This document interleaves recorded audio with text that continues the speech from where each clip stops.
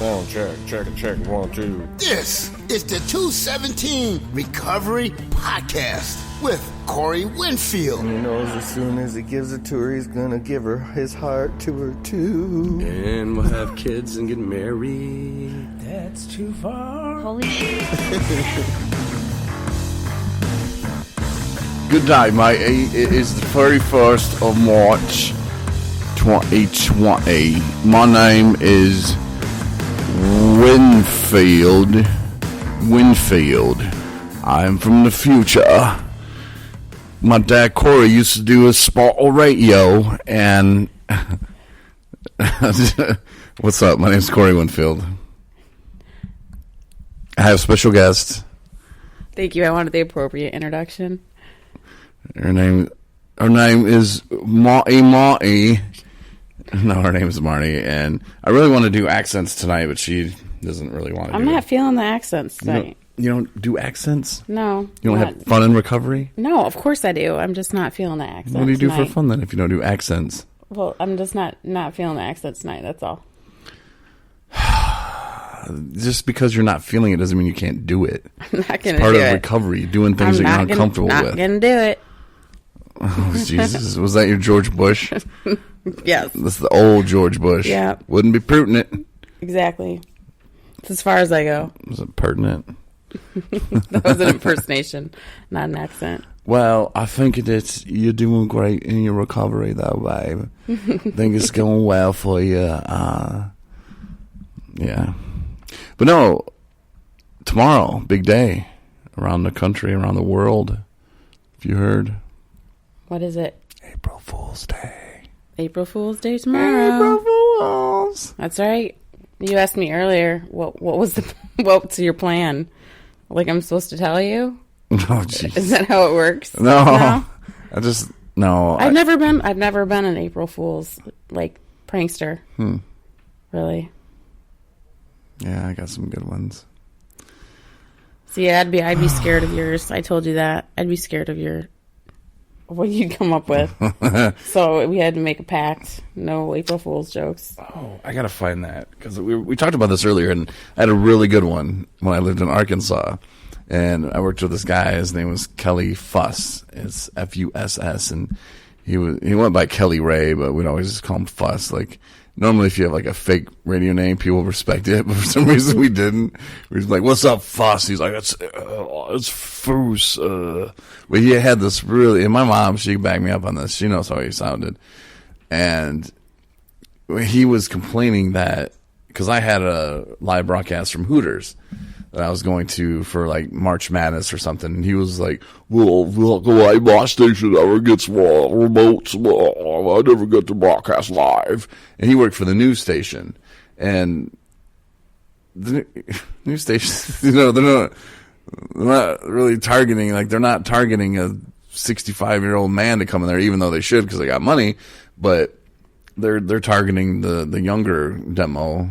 And that's not who listens to a station. So clearly they wouldn't have the news station. That's how he talked. So your prank was to send this poor old man into Hooters? He wasn't old. Kelly was a few years older than me. Oh. And he was religious, but in the same religion that Tyrone has. He was Jehovah's Witness.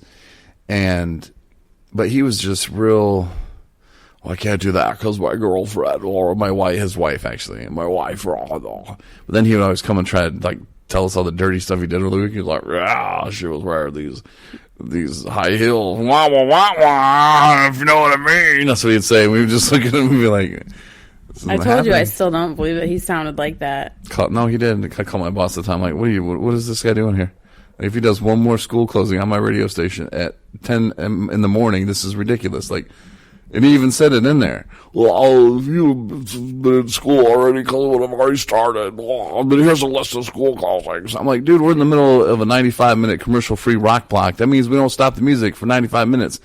And we're in the middle of a ratings period. And you're stopping the music to the school closing. Sorry I was late this morning. I got stuck in a hole in my driveway.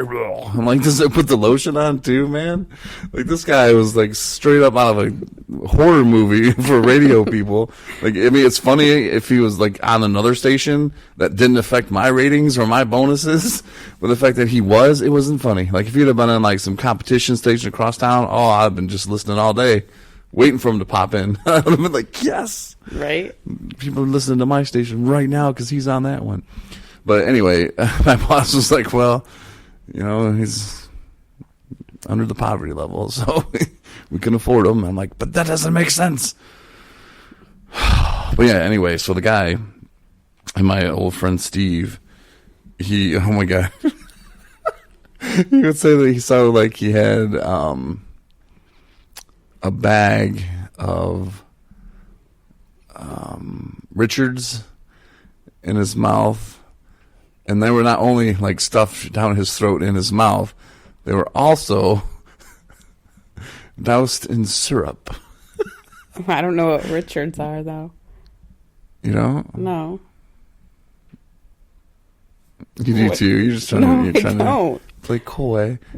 No, I don't. Okay.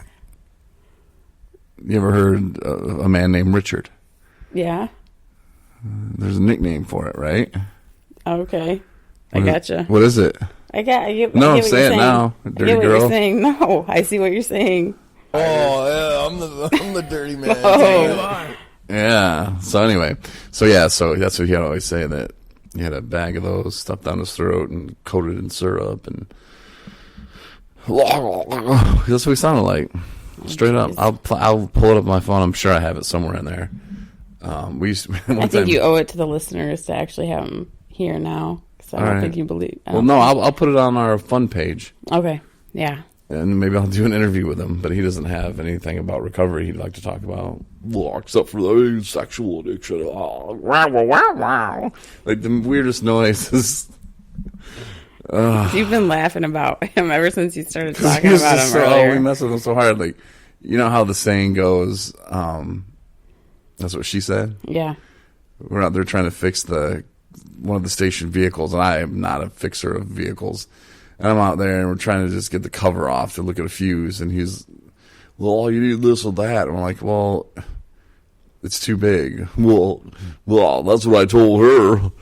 And me and Steve looked at each other like, I was probably really super hungover. I did not want to hear this dude that morning. And we just looked at each other like, if there would have been a weapon, it might have been used. And then, like, we just were like, I feel bad for the guy. I don't even know. You should feel bad for us.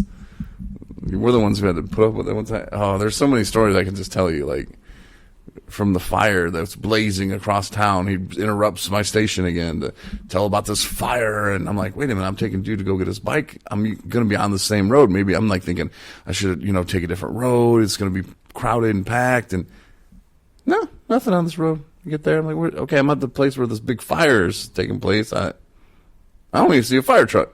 Oh, wait, way over there in the parking lot? Oh, a little air conditioner at some factory caught on fire. There's nobody cruising across. He's all, if you see emergency vehicles, make sure you pull over. I'm like, yeah, okay, genius. That's not what people do anyway. Yeah, a big fire truck coming behind me. Oh, nope, I'm gonna just speed up.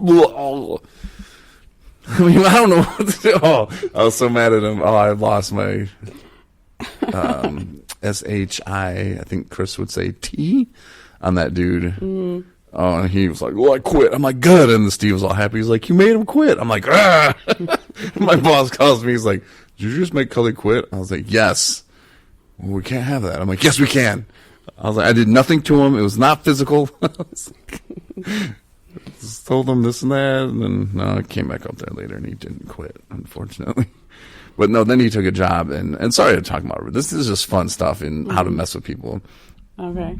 And he somehow, and I really thought it was a joke myself, April Fool's joke. He comes in, well, I got a job, taking an offer in Surprise, Arizona. And like, is he kidding? Like, is he for real? He got a job somewhere? Like, we thought he'd be here till he died, And No, we could listen to them, and they did a thing out there on that station, this is how awesome this radio station was. They did a thing called Tradio. Call in, everybody, and see what you got to sell. Oh, Oh, this is genius. And it was like, had to do with daylight savings time because Arizona doesn't change, but everybody else does. So when Rush Limbaugh was on, and whatever spring, fall, I can't remember, but there would be an extra hour they'd have to fill. So they'd fill it with Tradio, with Kelly Foose, Kelly Ray, whatever. maybe he's still on to this day. Somewhere. Yeah, he might be. I don't know. He was doing some country station. I think you owe it to him now to at least check it out. Check it out and listen. See how I Yeah, can. tune in. I think Jesus wants me to move on because You're I've right. tortured this man so much. I think you do. I think there's some definitely So during some his amends that need to be during made his there. Tradio years down there in Surprise, Arizona, we called in with some winners. Like one time we called in and we started looking for sex toys that didn't have like dildo, like there was one called the Accommodator. And I would always call, but I would just find different sex toys that he wouldn't know the name of. And I was like, hey, I got a slightly used accommodator. And what it is an accommodator is like a mask that you wear. But I mean, it doesn't really cover your face, but it just kind of straps on your chin. And on your chin is where the God. the dildo would How be. did you get to talking about this? For real. It was, I don't know, because jokes in April Fool's. Surprise! And surprise for real in Arizona. But no, so he would, and I emailed him that one, and he just kept reading it over. Slightly used accommodator, la, la. Just like the stuff and websites we'd have him saying, and then. So you would torture this poor guy and make him look like a fool. He didn't know it, but we'd be dying. That's so not right. I know, it's not, but it was so much fun. One time we called and said we had this, and it was the wide receiver from the Eagles, white guy, went to some Kenny Chesney concert or some crap, and was mad that nobody would let him backstage, the wide receiver was, so he was like, and then the security guard was black, he was like, yeah, I'll fight every N-word here, he dropped the N-word, I'll fight every N-word here, I'll get back there, and so that came out, and of course, every single one of his teammates are black on the Eagles. Michael Vick was with him then, and it was kind of a big deal.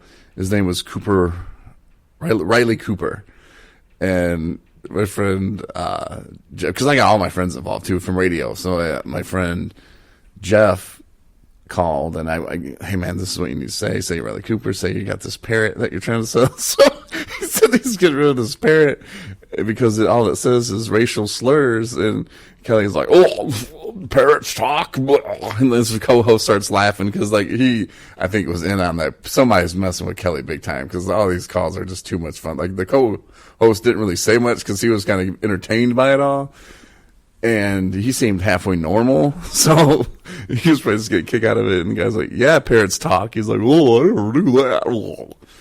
And he's like, yeah, it's these racial slurs. He's saying this and that, and Kelly's like, oh. Jesus. I know, it was so much fun. And then just one more quick fun story. Okay. This other one, Maverick, who worked with us in Arkansas, was there in the building. We gave him a little spiel to say, and he said that, hey man, I was hanging out down by the lake down here. And we didn't know what kind of lake was in Surprise, but we heard like a commercial talking about something. So he's like, yeah, and he's like, I found this purse. It says Gucci on it. He's like, oh, you mean Gucci? Well, this is probably worth $5,000. And he's like, yeah, I found it. And, I went through the wallet and took out all the money, but I don't really need the jewelry or anything. So if you want this back, I don't know if somebody wants to bid on it or what. He's like, well, before you start bidding on it, let's make sure it's a real Gucci. And I'm like, did you just realize what you just said? Like, he said he took the wallet, threw that away once he took the money out. Like, now there's jewelry in there. And then his co-host finally like, you might want to report that and take it to the police station, and, oh, you think so? And Kelly's like, well, yeah, but you can probably get $500 for it. It's just like, this guy is such an idiot. Oh, there was more, but I'll stop there because I'm just having fun in recovery. But That's good. sometimes walking down You are, memory- though. You memory are. lane is pretty funny. But no, I'll get my friend Steve because we used to call it Radio Gold. Mm-hmm. But it seems like there would be emails that would have him in there, and I'll put it on our fun page. Yeah. As soon as we're on with the podcast today, and